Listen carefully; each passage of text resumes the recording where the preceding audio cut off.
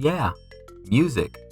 It's been an important part of me ever since I started downloading music for my DSi. Music is a common ground for almost everyone, and there are so many different genres. One of those is video game music. Video game music has always been something I listen to. My musical taste has changed a lot over the years, but VGM always remained with me. When I look at my library of downloaded music, about half is VGM. I can't help it. There are just so many good OSTs. There are like 3 big reasons why I'll listen to a song. First and most obvious is nostalgia. Games that made up my childhood find their way here simply because of that.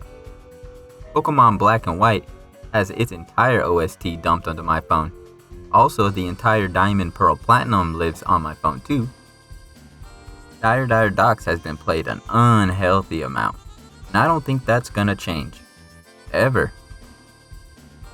Reason number 2 are the OST of games I never played, but have really good songs. Like a bunch of the Shin Megami Tensei games have so many good ones.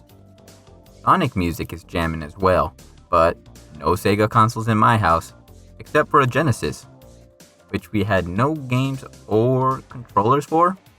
Lastly, reason number 3 are what I considered underrated OSTs that deserve more love.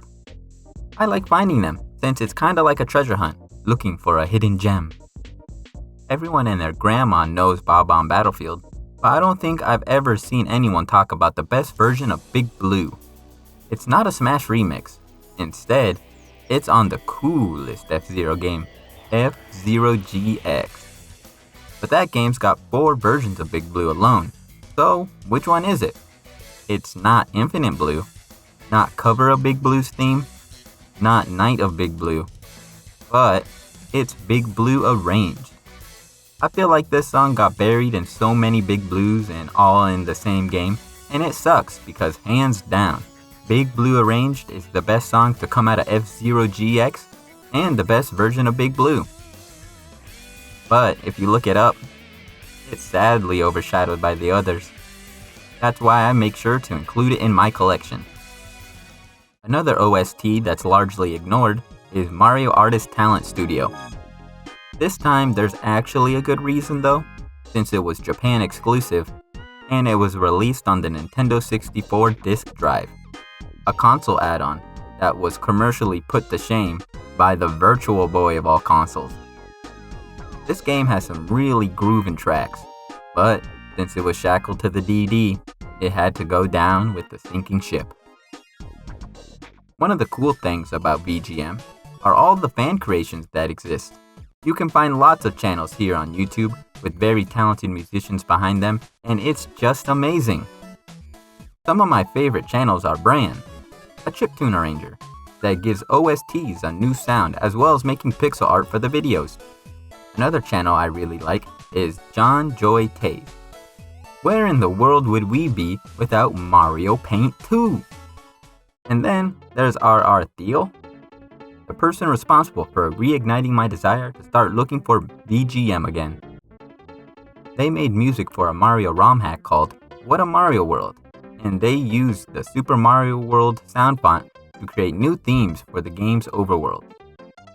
These original songs are all really good, and it kind of created a trend on YouTube where others would either cover RR Theo or create new songs using the SMW sound font.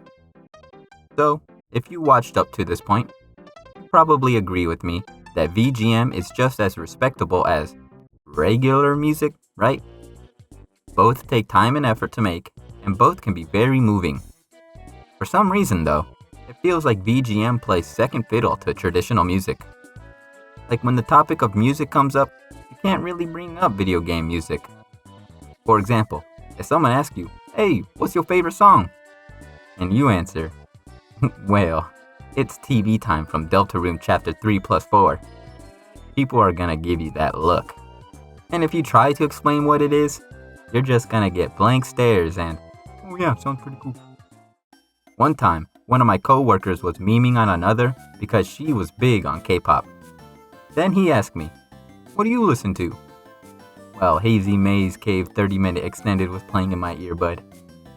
I just said, yeah, you probably don't want to know. Looking back, that's a garbo response. But now I learned that it's easier to just say my favorite regular artist and not to mention the Blob OST at all. I guess making this video was just my way of sharing how I feel about half of the music I listen to every day. Whether I'm driving or I'm at work, I'm listening to music. And sometimes, Spotify just isn't hitting the spot, so it's time to put on BGM. Thinking about it, it's kinda weird how I don't mix traditional and BGM together. But yeah, BGM is awesome. I just wanted to share my thoughts about it. In the meantime, I'm probably gonna put on the 3DS internet settings music and draw to that for a couple of hours. See ya!